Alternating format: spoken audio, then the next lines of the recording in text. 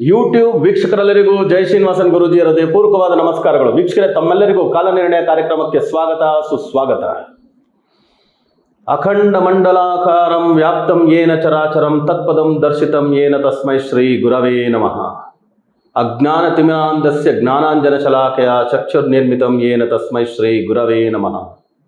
ಗುರು ಬ್ರಹ್ಮ ಗುರು ವಿಷ್ಣು ಗುರುರ್ದೇವೋ ಮಹೇಶ್ವರಃ ಗುರು ಸಾಕ್ಷಾತ್ ಪರಬ್ರಹ್ಮ ತಸ್ಮೈ ಶ್ರೀ ಗುರವೇ ನಮಃ. ಗುರವೇ ಸರ್ವಲೋಕಾನಾಂ ವಿಷಜೇ ಭವರೋಗಿಣಾಂ ನಿಧಯೇ ಸರ್ವವಿದ್ಯಾನಾಂ ದಕ್ಷಿಣಾಮೂರ್ತಯೇ ನಮಃ. ಓಂ ಹ್ರೀಂ ಶ್ರೀ ಗುರುಭ್ಯೋ ನಮಃ. ಜೈ ಸಿದ್ಧಿವಿನಾಯಕ, ಜೈ ಸರ್ವೇಶ್ವರ, ಜೈ ಮಹಾಕಾಳಿ, ಜೈ ಮಹಾವತಾರ್ ಬಾಬಾ, ಜೈ ಶ್ರೀರಾಮ್, ಜೈ ಭಾರತ್. ಶಿವಾಯ ವಿಷ್ಣು ರೂಪಾಯ ಶಿವರೂಪಾಯ ವಿಷ್ಣವೇ. ಆರಾಮಾಗಿದ್ದೀರಾ ಸ್ನೇಹಿತರೆ? ಹುಷಾರಾಗಿದ್ದೀರಾ? ಇವತ್ತು ನಾವು ಮಾತಾಡಿಕೊಟ್ಟಿರ್ತಕ್ಕಂಥ ವಿಷಯ ಏನಂದರೆ, ಏಪ್ರಿಲ್ ತಿಂಗಳ ದ್ವಾದಶ ರಾಶಿಗಳ ರಾಶಿ ಫಲದ ಬಗ್ಗೆ ಮಾತಾಡಿಕೊಟ್ಟಿದ್ವಿ.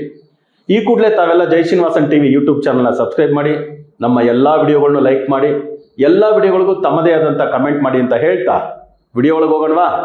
ಬನ್ನಿ. ಮೇಷರಾಶಿಯವರಿಗೆ ಏಪ್ರಿಲ್ ತಿಂಗಳು 2024 ಹೇಗಿರುತ್ತೆ ರಾಶಿ ಭವಿಷ್ಯ ನೋಡೋಣವಾ? ಆಲ್ಮೋಸ್ಟ್ 80% ಚೆನ್ನಾಗಿದೆ ಅಂದರೆ ತಪ್ಪಾಗಲ್ಲ. ಯಾಕೆ ಅಂದರೆ 4 ರಾಶಿ ಕುಂಡಲಿ ಮೊದಲು ನೋಡೋಣ. 1-4-2024, 10-4-2024, 19-4-2024, 28-4-2024.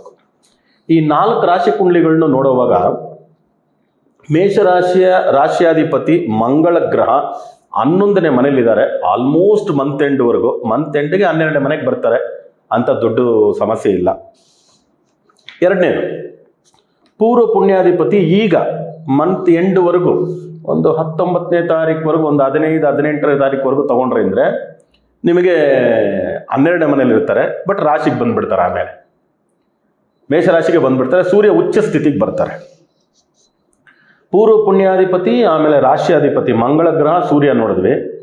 ಇನ್ನು ಭಾಗ್ಯಾಧಿಪತಿ ಅಂತ ಗುರು ತಗೊಂಡ್ರೆ ಅವರು ರಾಶಿಯಲ್ಲೇ ಇದ್ದಾರೆ. ಆದ್ದರಿಂದ 80% ಮೇಷರಾಶಿಯವರಿಗೆ ಏಪ್ರಿಲ್ ತಿಂಗಳು ತುಂಬ ಚೆನ್ನಾಗಿರುತ್ತೆ. 80% ಅನ್ನೋದು ತುಂಬ ಒಳ್ಳೆ ಪರ್ಸೆಂಟೇಜ್. ಓಕೆ, ಸೊ ಆ ಪರ್ಸೆಂಟೇಜಿನ ಪ್ರಕಾರ ಪ್ಲಸ್ ಪಾಯಿಂಟ್ಸ್ ಏನೇನಾಗ್ಬೋದು? ಸರ್ಕಾರದ ಕೆಲಸ ಕಾರ್ಯಗಳಲ್ಲಿ ಯಾರ್ಯಾರು ತೊಡಗಿಸ್ಕೊಂಡಿರ್ತಾರೋ ಅವರೆಲ್ಲರಿಗೂ ಜಯ ಸಿಗ್ತಕ್ಕಂಥ ಚಾನ್ಸಸ್. ಇವಾಗ ಸರ್ಕಾರದ ರಿಲೇಟೆಡ್ ಯಾವುದೋ ಎಜುಕೇಷನ್ ಇನ್ಸ್ಟಿಟ್ಯೂಟ್ಗೆ ಜಾಯಿನ್ ಆಗಬೇಕು ಅಂದ್ಕೊಂಡಿದ್ದಾರೆ, ಇಲ್ಲ ಕೆಲಸ ಮಾಡಬೇಕು ಅಂದ್ಕೊಂಡಿದ್ದಾರೆ, ಆ ಥರದ್ದು ಯಾವುದೇ ಆಗ್ಬೋದು. ಸಣ್ಣದಾದಂಥ ಸರ್ಕಾರಿ ನೌಕರಿಯಿಂದ ಹಿಡಿದು ದೊಡ್ಡ ನೌಕರಿವರೆಗೂ ಭಾಳಷ್ಟು ಒಳ್ಳೊಳ್ಳೆ ವಿಷಯಗಳು, ಪಾಸಿಟಿವ್ ವಿಷಯಗಳು ಇವ್ರಿಗೆ ನಡೆಯೋದಕ್ಕೆ ಚಾನ್ಸಸ್ ಉಂಟು. ಅದೇ ರೀತಿ ಮೇಷರಾಶಿಯಲ್ಲಿ ಹುಟ್ಟಿರ್ತಕ್ಕಂಥ ಕ್ರೀಡಾಪಟುಗಳು, ಸ್ಪೋರ್ಟ್ಸ್ ಸ್ಟಾರ್ಸು, ಆಮೇಲೆ ಯೋಧರು, ಈ ಯೂನಿಫಾರ್ಮ್ ಆಗ್ತಕ್ಕಂಥ ಉದ್ಯೋಗದವರೆಲ್ಲ ಮೇಷರಾಶಿಯಲ್ಲಿ ಹುಟ್ಟಿರೋರು ಜಾಸ್ತಿ. ಸಾಧಾರಣ ಪೊಲೀಸ್ ಕಾನ್ಸ್ಟೇಬಲಿಂದ ಹಿಡಿದು ನೀವು ಕಮಿಷನರ್ವರೆಗೂ ತೊಗೊಂಡು ಸರಿ, ಸಾಧಾರಣ ಜವಾನಿಂದ ಹಿಡಿದು ಅವರು ಮೇಜರ್ ಜನರಲ್ ಈ ಥರ ಲೆವೆಲ್ವರೆಗೂ ತೊಗೊಂಡ್ರೆ, ಕ್ಯಾಪ್ಟನ್ನು ಈ ಥರ ಲೆವೆಲ್ವರೆಗೂ ತೊಗೊಂಡ್ರು ಕೂಡ, ಕರ್ನಲ್ಲು ಈ ಥರ ಲೆವೆಲ್ವರೆಗೂ ಕೂಡ ಮೇಷರಾಶಿಯಲ್ಲಿ ಹುಟ್ಟಿರೋರಿಗೆ ಒಳ್ಳೆ ಬಡ್ತಿ ಸಿಗೋದಕ್ಕೆ ಚಾನ್ಸಸ್ ಉಂಟು. ಸರ್ಕಾರದ ಕೆಲಸ, ಸಮವಸ್ತ್ರವನ್ನು ಧರಿಸಿರ್ತಕ್ಕಂಥ ಕೆಲಸ, ಎಜುಕೇಷನ್ ರಿಲೇಟೆಡ್ ಎಲ್ಲರವ್ರಿಗೂ ಸರಿ. ಕ್ರೀಡಾಪಟುಗಳಿಗೂ ಕೂಡ ತುಂಬ ಒಳ್ಳೆಯದಾಗತ್ತೆ. ಅದು ಬಿಟ್ಟು ಪ್ರೈವೇಟ್ ಸೆಕ್ಟ್ರಲ್ಲಿ ಕೆಲಸ ಮಾಡ್ತಿರ್ತಕ್ಕಂಥವ್ರಿಗೆ 11ನೇ ಮನೇಲಿ ಶನಿ ಮಂಗಳ 2 ಇದ್ರು. ಪ್ರೈವೇಟ್ ಸೆಕ್ಟ್ರಲ್ಲಿ ಕೆಲಸ ಮಾಡ್ತಿರ್ತಕ್ಕಂಥವ್ರಿಗೆ ಮಾತ್ರ ಕೆಲಸದಲ್ಲಿ ಸ್ವಲ್ಪ ಕಿರಿಕಿರಿ ಬರ್ಬೋದು. ಇದೊಂದು ಸ್ವಲ್ಪ ನೆಗೆಟಿವ್ ಪಾಯಿಂಟ್. ಸ್ವಂತ ವ್ಯಾಪಾರದಲ್ಲಿರೋರಿಗೆ ಪ್ರಾಬ್ಲಮ್ ಇಲ್ಲ, ಯಾಕಂದರೆ ರಾಶಿಯಲ್ಲೇ ಬುಧ ಇರೋದ್ರಿಂದ ಮೇಷರಾಶಿಯಲ್ಲಿ ಹುಟ್ಟಿರ್ತಕ್ಕಂಥ ವ್ಯಾಪಾರಸ್ಥರು ಸಣ್ಣ ಪುಟ್ಟ ವ್ಯಾಪಾರದಿಂದ, ಸಣ್ಣ ತರಕಾರಿ ವ್ಯಾಪಾರದಿಂದ ಹಿಡಿದು ದೊಡ್ಡದು ಚಿನ್ನದ ವ್ಯಾಪಾರ, ಇಲ್ಲ ವಜ್ರದ ವ್ಯಾಪಾರ, ಶೇರು, ಸ್ಟಾಕು, ಈ ಥರ ಯಾವುದೇ ಬೇರೆ ಬಿಸ್ನೆಸ್ಸಲ್ಲಿ ಇದ್ದರೂ ವ್ಯಾಪಾರಸ್ಥರಿಗೆ ಮಾತ್ರ ತುಂಬ ಒಳ್ಳೆಯದಾಗ್ತಕ್ಕಂಥ ಚಾನ್ಸಸ್ ಉಂಟು. ಹೆಚ್ಚು ಲಾಭ ಬರ್ತಕ್ಕಂಥ ಚಾನ್ಸಸ್ ಇದೆ. ಶುಕ್ರ 12ನೇ ಮನೆಯಲ್ಲಿದ್ದರೂ ಕೂಡ ಉಚ್ಚ ಸ್ಥಿತಿಯಲ್ಲಿರೋದ್ರಿಂದ ದುಡ್ಡು ಕಾಸಿನ ಸಮಸ್ಯೆ ಯಾವ ಕಾರಣಕ್ಕೂ ಬರಲ್ಲ. ಅದೊಂದು ಪ್ಲಸ್ ಪಾಯಿಂಟ್. ಸೊ ಈ ಪ್ಲಸ್ ಪಾಯಿಂಟ್ಸ್ನ ನಡುವೆ ಅಣ್ಣ ತಮ್ಮ, ಅಕ್ಕ ತಂಗಿ, ಪ್ರಾಪರ್ಟಿ, ಏನಾದರೂ ಬೈಯಿಂಗ್ ಸೆಲ್ಲಿಂಗ್, ಈ ಥರದ್ದು ಏನೇನಿರುತ್ತೋ ಇದೆಲ್ಲ ಸ್ವಲ್ಪ ಪ್ಲಸ್ ಇದೆ. ಆದ್ದರಿಂದ ಏನಾದರೂ ಸ್ವಲ್ಪ ತಗಾದೆಗಳಿತ್ತು ಅಂದರೆ ಅಣ್ಣ ತಮ್ಮಂದ್ರ ಜೊತೆ, ಅಕ್ಕ ತಂಗಿಯರ ಜೊತೆ ಕುಳಿತು ಮಾತಾಡಿ ಅದನ್ನು ಡಿಸೈಡ್ ಮಾಡ್ಕೊಳ್ತಕ್ಕಂಥ ಚಾನ್ಸಸ್ ಉಂಟು. ಕೋರ್ಟ್ ಕಚೇರಿ ವ್ಯಾಜ್ಯಗಳು, ಪೊಲೀಸ್ ಸ್ಟೇಷನ್, ಆ ಥರದ್ದೆಲ್ಲ ಯಾವುದೇ ಇದ್ದರೂ ಕೂಡ ಈಗೇನಾದ್ರೂ ನೀವು ಸ್ವಲ್ಪ ಕಾಂಪ್ರಮೈಸ್ ಆಗಿ ಹೋಗಿ ಮುಗಿಸ್ಕೋಬೇಕು ಅಂತ ಹೋದ್ರಿ ಅಂದರೆ ಮುಗಿಸ್ಕೊಂಡು ಬರ್ತಕ್ಕಂಥ ಚಾನ್ಸಸ್ಸು ಉಂಟು. ಇದು ಪ್ಲಸ್ ಪಾಯಿಂಟ್. ಆಮೇಲೆ ಮೇಷರಾಶಿಗೆ 6ನೇ ಮನೇಲಿ ಕೇತು, 12ನೇ ಮನೇಲಿ ರಾಹುರಿಂದ ಶತ್ರುಗಳು ಸಂಹಾರ ಆಗ್ತಕ್ಕಂಥ ಸಮಯ ಅನ್ನೋದ್ರಿಂದ ಎಷ್ಟಾಗುತ್ತೋ ಅಷ್ಟು ಕಾಂಪ್ರಮೈಸ್ ಆಗೋ ಅವಶ್ಯಕತೆನೇ ಇಲ್ಲ. ಕೂತು ಮಾತುಕತೆ ಮಾಡ್ಕೊಂಡ್ಬಿಟ್ರೆ ಶತ್ರುಗಳೆಲ್ಲ ನಿಮ್ಮ ಬಲ ನೋಡಿ ಓಕೆ ಬಿಟ್ಕೊಟ್ಬೋಣ ಅನ್ನೋ ಲೆವೆಲ್ಗೆ ಅವ್ರಿಗೆ ಬರ್ತಕ್ಕಂಥ ಚಾನ್ಸಸ್ ಇರೋದ್ರಿಂದ ತುಂಬಾ ಕಾಲದ ಪೆಂಡಿಂಗ್ ಕೆಲಸಗಳನ್ನೆಲ್ಲ ಶತ್ರುಗಳು ಸಂಹಾರ ಮಾಡಕ್ಕೆ ಇವತ್ತು ಕರೀರಿ. ಯಾಕಂದ್ರೆ ಆಲ್ಮೋಸ್ಟ್ 6ನೇ ಮನೇಲಿ ಕೇತು, 12ನೇ ಮನೇಲಿ ರಾಹು, ಇನ್ನೂ ಆಲ್ಮೋಸ್ಟ್ 1 ವರ್ಷ ಇರ್ತಾರೆ ಹತ್ರ. ಅದರಿಂದ ಅದೊಂದನ್ನು ಮಾಡ್ಕೊಳ್ಳಿ. ಇದು ರಾಹು ಕೇತು ಅನ್ನೋದು ಇಮಿಡಿಯೇಟ್ ಬದಲಾವಣೆ ಅಲ್ಲ, ಅದರಿಂದ ಅದೊಂದು ಪ್ಲಸ್ ಪಾಯಿಂಟ್ ಅದು. ಇಲ್ಲಿ ಮೈನಸ್ ಪಾಯಿಂಟ್ ಅಂತಂದ್ರೆ ಏನು ಹೇಳಬಹುದು? ದುಡ್ಡು ಖರ್ಚಿನ ಪ್ರಾಬ್ಲಮ್ ಇಲ್ಲ ಅಂದೆ, ಆಮೇಲೆ ವ್ಯಾಪಾರದಲ್ಲಿ ಚೆನ್ನಾಗಿರುತ್ತೆ ಅಂತ ಹೇಳಿದ್ದೀನಿ, ಬೈಯಿಂಗ್ ಸೆಲ್ಲಿಂಗ್ ಚೆನ್ನಾಗಿರುತ್ತೆ ಅನ್ಕೊಳ್ತೀನಿ. ಆಮೇಲೆ ಕಟ್ಟಿರೋ ಮನೆ ಕೊಂಡ್ಕೊಳ್ಳೋ ಯೋಗ ಮೇಷರಾಶಿಯವರಿಗೆ ಈ ತಿಂಗಳಿದೆ, ಏಪ್ರಿಲ್ ತಿಂಗಳು ಕಟ್ಟಿರೋ ಮನೆ ಕೊಂಡ್ಕೊಳ್ತಕ್ಕಂಥ ಯೋಗಗಳಿದೆ. ಆಮೇಲೆ ಲ್ಯಾಂಡ್ ಲಿಟಿಗೇಷನ್ಸ್ ಇದ್ರೆ ಅದರಿಂದ ಈಚೆ ಬರ್ತಕ್ಕಂಥದ್ದಕ್ಕೂ ಚಾನ್ಸಸ್ ಇದೆ ಅಂತ ಹೇಳಿದ್ದೀನಿ. ಲ್ಯಾಂಡ್ ತಗೊಳ್ತಕ್ಕಂಥದ್ದಕ್ಕೂ ಚಾನ್ಸ್ ಇದೆ ರಾಶಿಯಲ್ಲೇ ಬುಧ ಇರೋದ್ರಿಂದ.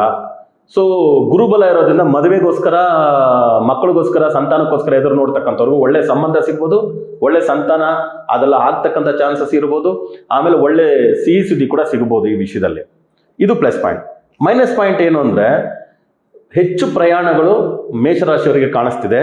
ಹೊರದೇಶದ ಪ್ರಯಾಣಗಳು ಹೆಚ್ಚಾಗಿ ಕಾಣಿಸ್ತಿದೆ. ತಂದೆ ತಾಯಿಯ ಆರೋಗ್ಯದಲ್ಲಿ ಏರುಪೇರು ಕಂಡು ಬರಬಹುದು. ತಂದೆ ತಾಯಿಯ ಆರೋಗ್ಯದಲ್ಲಿ ಏರುಪೇರು ಕಂಡು ಬರ್ಬೋದು. ಆಯುಷ್ಯಕ್ಕೆ ಗಂಡಾಂತರಗಳು ಬರ್ಬೋದು. ತಂದೆ ತಾಯಿಗಳ ಜೊತೆ ಜಗಳಗಳಾಗೋದಕ್ಕೆ ಚಾನ್ಸಸ್ ಉಂಟು. ಅದರಿಂದ ತಂದೆ ತಾಯಿ ಜೊತೆ ಏನಾದರೂ ಜಗಳ ಹೇಳಕ್ಕಾಗಲ್ಲ, ಅದು ಆಸ್ತಿ ತಗಾದೆ ಕೂಡ ಆಗ್ಬೋದು, ಯಾವುದು ಬೇಕಾದ್ರೂ ಆಗ್ಬೋದು. ಅದರಿಂದ ತಂದೆ ತಾಯಿ ಜೊತೆ ಜಗಳ ಮಾಡ್ಕೊಳ್ಳೋದು ಬೇಡ. ಯಾಕಂದ್ರೆ ಅದೇ ಅವ್ರಿಗೊಂದು ಸ್ವಲ್ಪ ಮಾನಸಿಕ ಹಿಂಸೆಯಾಗಿ ಏನಾದರೂ ಆರೋಗ್ಯದ ಏರುಪೇರು ಇದನ್ನು ಮನಸ್ಸಿಗೆ ಹಚ್ಕೊಂಡ್ರು ಅಂದ್ರೆ ಮಗ ಹಿಂಗ್ ಅನ್ಬಿಟ್ಟ, ಮಗಳು ಹಿಂಗ್ ಅನ್ಬಿಟ್ಟ ಅಂತ ತಿಳ್ಕೊಂಡು ಹಚ್ಕೊಂಡ್ರೆ ಅವರ ಆರೋಗ್ಯದ ಏರುಪೇರು ಜೊತೆಗೆ ಆಯುಷ್ಯಕ್ಕೂ ಕೂಡ ಕೆಲವು ಗಂಡಾಂತರಗಳು ಬರ್ತಕ್ಕಂಥ ಚಾನ್ಸಸ್ ಉಂಟು. ಚಂದ್ರನಿಗೆ 4ನೇ ಮನೆಯಲ್ಲಿ ರಾಹು, ಸೂರ್ಯನ ಜೊತೆನೆ ರಾಹು ಆಲ್ಮೋಸ್ಟ್ ತಿಂಗಳು ಕೊನೆ ಇರೋವರೆಗೂ ತಂದೆ ತಾಯಿಗಳು ಏಜ್ ಆದಂಥವ್ರು, ಸೀನಿಯರ್ ಸಿಟಿಸನ್ಸ್ ಯಾರಾದ್ರಿದೆ ಅವರ ಆರೋಗ್ಯದ ಬಗ್ಗೆ ಕೇರ್ ತಗೊಳ್ಳಿ. 12ನೇ ಮನೆಯಲ್ಲಿ ರಾಹು ಇರೋದ್ರಿಂದ, ಶುಕ್ರನ ಜೊತೆ ರಾಹು ಸಂಬಂಧಪಟ್ಟಿರೋದ್ರಿಂದ ಹೆಂಡತಿಯ ಆರೋಗ್ಯ ನಿಮ್ಮ ಆರೋಗ್ಯದಲ್ಲಿ ಸ್ವಲ್ಪ ಏರುಪೇರು ಬರ್ಬೋದು. ಹೆಂಡತಿಗೆ, ಮಡದಿಗೆ, ಮೇಷರಾಶಿಯಲ್ಲಿ ಹುಟ್ಟಿರ್ತಕ್ಕಂಥ ಗಂಡು ಮಕ್ಕಳು ಅಂದ್ರೆ ಅವರ ಮಡದಿಯರಿಗೆ ಯಾವುದಾದ್ರೂ ಫ್ರ್ಯಾಕ್ಚರ್ಸ್ ಆಗೋದು, ಇಲ್ಲ ಏನಾದರೂ ಫುಡ್ ಪಾಯ್ಸನಿಂಗ್ ಥರ ಆಗ್ಬಿಟ್ಟು ಹಾಸ್ಪಿಟಲೈಸ್ ಆಗೋದು, ಈ ಥರ ಮೆಡಿಕಲ್ ಎಕ್ಸ್ಪೆನ್ಸ್ ಎಲ್ಲ ಬರ್ಬೋದು. ಇದು ಆಮೇಲೆ ತಂದೆಯವರ ಆರೋಗ್ಯ, ತಾಯಿಯವರ ಆರೋಗ್ಯ ಅಂದರೆ ಮೆಡಿಕಲ್ ಎಕ್ಸ್ಪೆನ್ಸ್ ಬರ್ಬೋದು, ಆಯುಷ್ ಗಂಡಾಂತರ ಅಂತ ಹೇಳಿದ್ರೆ ಇದೊಂದು 20% ಸ್ವಲ್ಪ ಕೇರ್ಫುಲ್ ಆಗಿ ನೋಡ್ಕೋಬೇಕಾಗಿರೋದು. ಇವ್ರುಗಳ ಜೊತೆ ರಿಲೇಷನ್ಶಿಪ್ ಸ್ವಲ್ಪ ಚೆನ್ನಾಗಿ ನೋಡ್ಕೊಳ್ಳಿ. ಅಕ್ಕ ತಂಗಿ, ಅಣ್ಣ ತಮ್ಮಲ್ಲ ಸೂಪರ್ ಅಂತ ಹೇಳ್ಬಿಟ್ಟೆ, ಓಕೆನಾ? ಸೊ ಇದರಿಂದ ಏನಾದರೂ ಈಚೆ ಬರೋದಕ್ಕೆ ಏನಾದರೂ ಪರಿಹಾರ ಮಾಡ್ಕೋಬೇಕಾದ ಗುರುಗಳಂದ್ರೆ ಅಂಥ ಪರಿಹಾರದ ಅವಶ್ಯಕತೆ ಏನೂ ಇಲ್ಲ, ಆರಾಮಾಗಿರ್ಬೋದು.